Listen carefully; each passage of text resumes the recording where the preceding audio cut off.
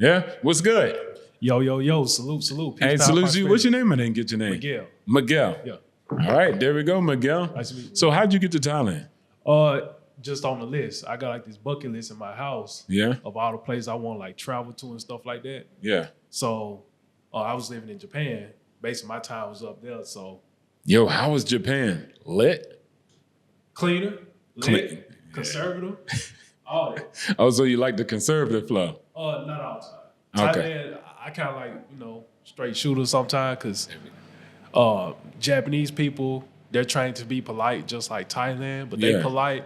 It kind of hurts them because they just want to smile all day, even though you can tell they uncomfortable. It's cringy, So, yeah, that's the only thing about Japan. That is true. Yeah. Wait, hold on. So you're saying Americans not the same?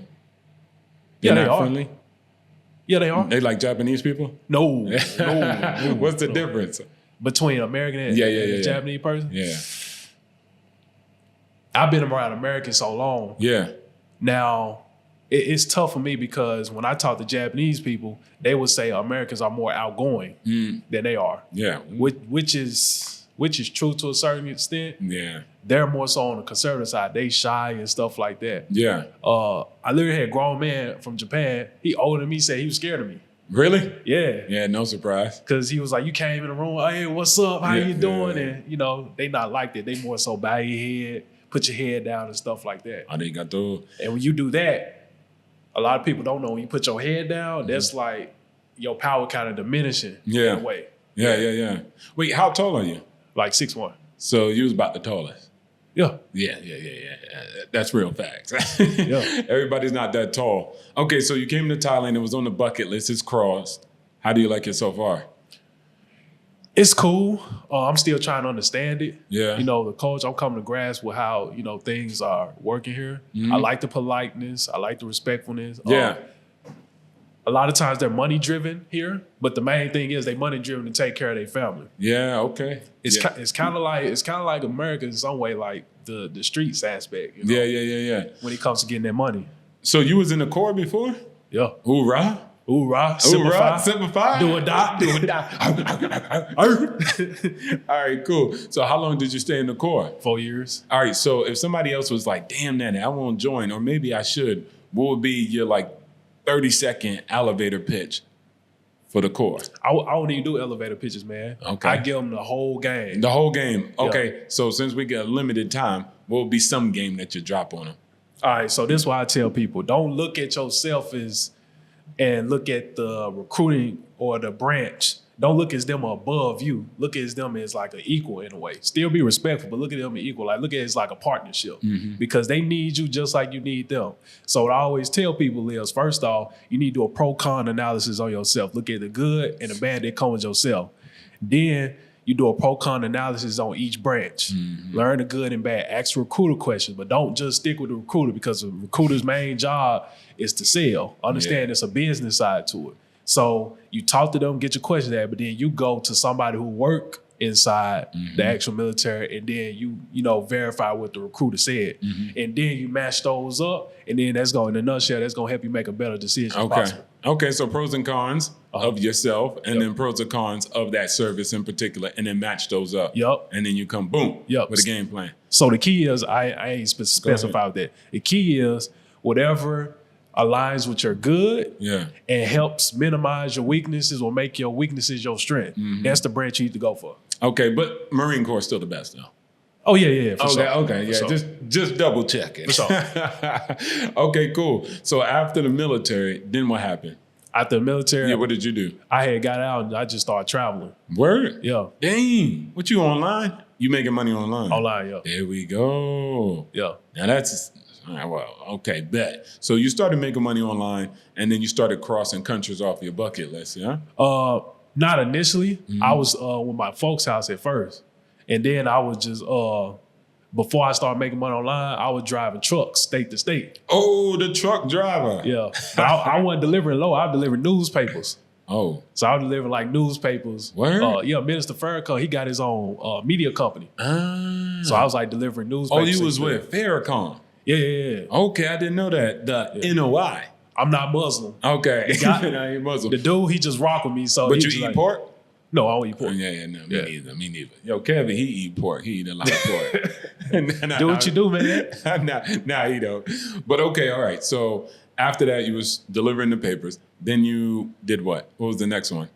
So I was delivering the papers, and then I started. One of my homeboys, he introduced me to online services and stuff like that, how to sell products or how to make money online. Okay. We was doing it in the military, but I kind of, I say fell off. Yeah. I didn't want to say fall off, like I stopped doing it, like gave up. It was because I was trying to focus on trying to hustle because I was getting out. So I started doing some of everything.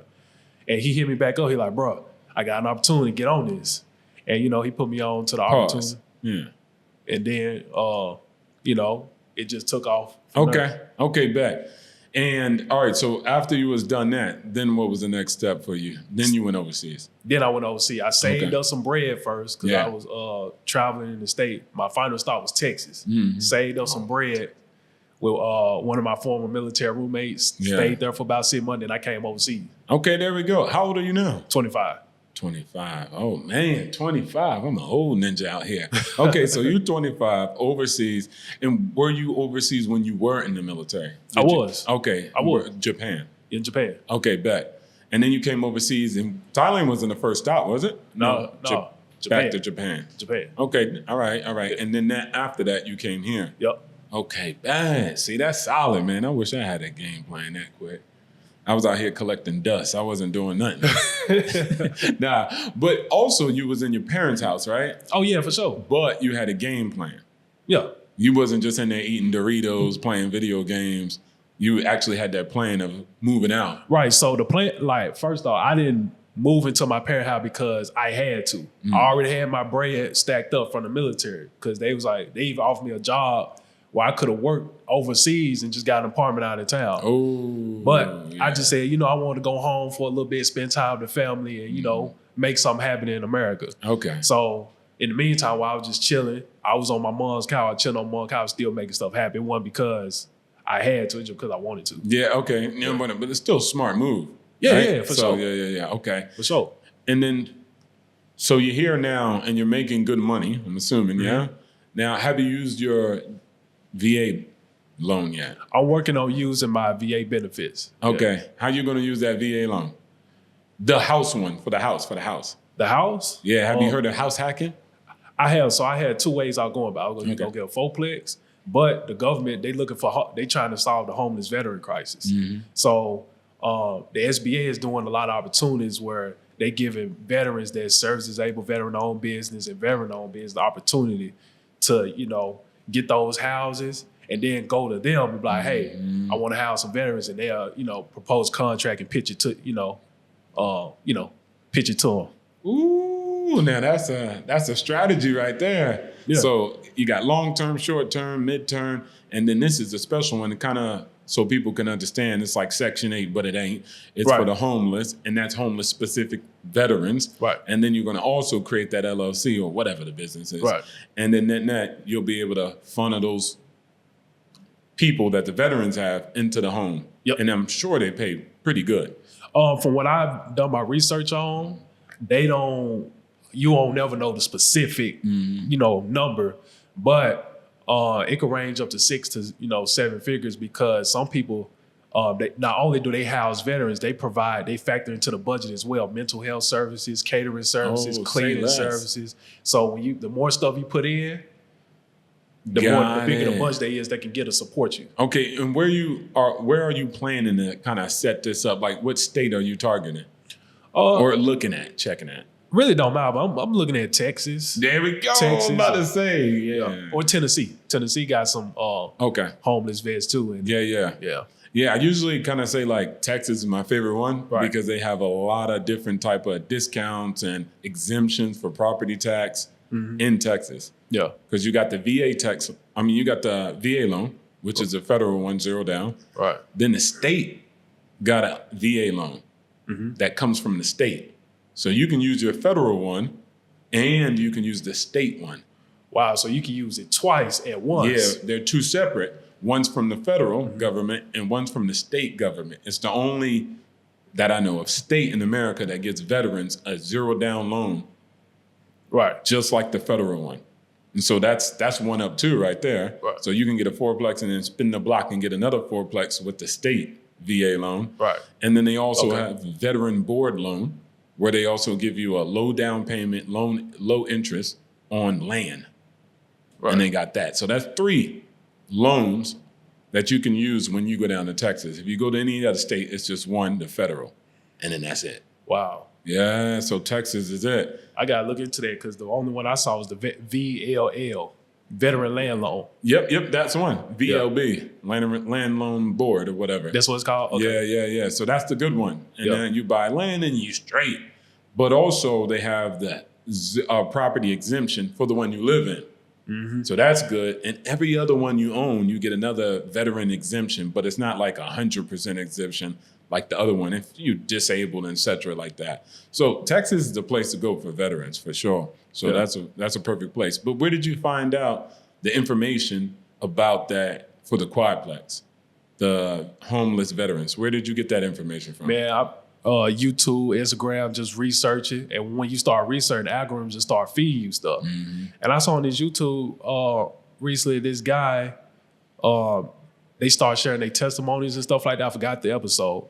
But some of them government contracting, teachers out there, they did an episode and they interviewed this guy. He got like 8 tiny homes, I think, and he put veterans in it. And they gave like $1 million, $2 million, or maybe $5 million to do it. Just gave him the bread. Yeah. See, I'm telling you, if you run that play, man, they'll give you the bread if you got it set up. Yeah.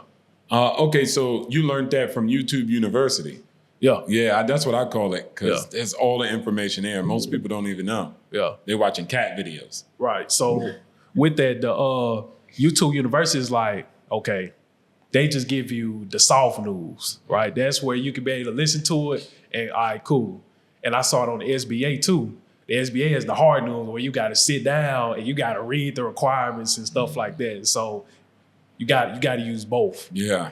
Yeah, that's perfect. I mean, that's calm still. What you looking like at time? Are we good? You good? Yeah, we're good. All right, bet. Now, okay, so what other tips would you give anybody now, moving away from like veterans and the VA, anybody else that's, let's say, young, trying to figure things out?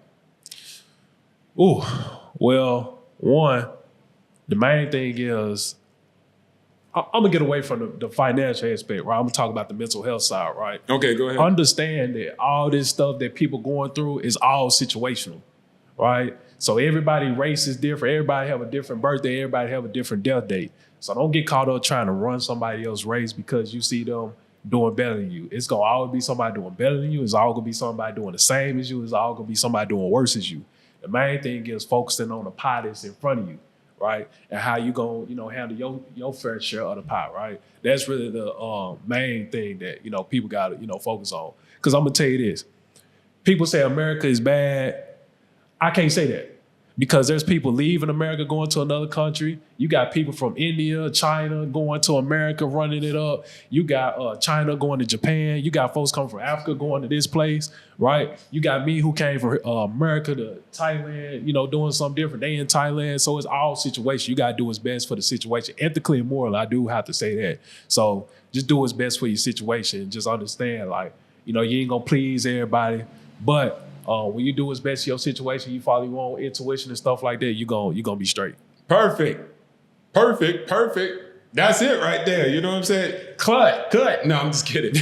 But no, I mean, I say the same thing that Kev, we have this conversation. Mm-hmm. We try to tell people man, the power is in your hands, Mm-hmm. As much as everybody's got a different beast to conquer, mm-hmm. but that's a part of life. Ain't nothing out here just moving freely and everything's fair, square, it's going to come down easy. I mean, it's irrelevant. It's situational. Mm-hmm. And from there, where did you get that from? Where do you think you picked that up from? From a book, from life experience? I mean, everybody doesn't come out with that type of formula. So where do you think you got that formula from? I got mine from life experience and a phone.